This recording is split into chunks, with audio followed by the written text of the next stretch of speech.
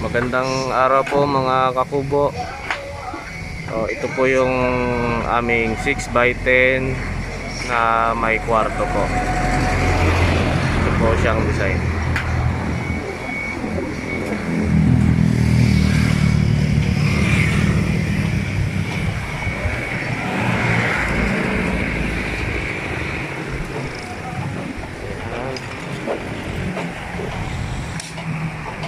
Okay.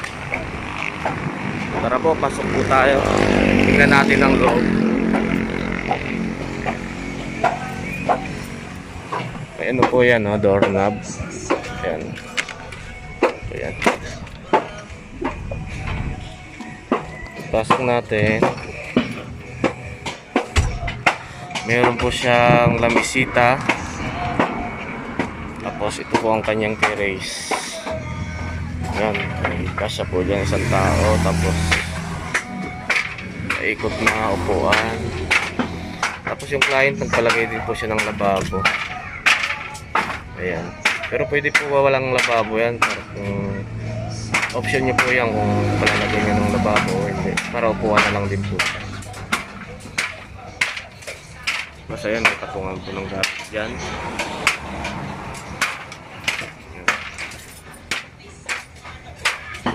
Ayan po ang kanyang bubog.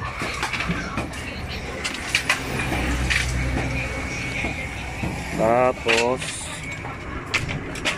pasok naman po tayo sa kwarto, sa kanyang bedroom.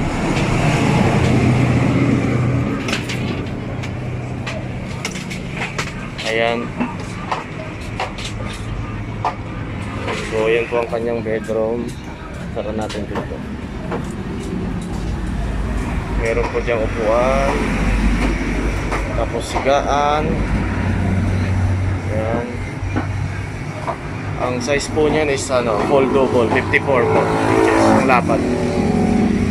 Ayan, may bintana po siya diyan. Tapos meron po dito. So ito naman po yung hagdan niya papunta sa kanyang parang attic. Ayan. Ayan po yung kanyang higaan. Single size po yan. 36 po ang lapad. 36 inches. So, ayan. Then, meron as usual, meron po siya dyang lagayan ng gamit. Ayan. So, wala po siyang pinto dito sa likod, no? Kasi 6x10 nga siya, maiksi lang. Kaya wala siyang pinto sa likod. Okay. Ayan po yung pinto ng kwarto. Pwede po yan ilaw. Okay. Yun lang po. Salamat.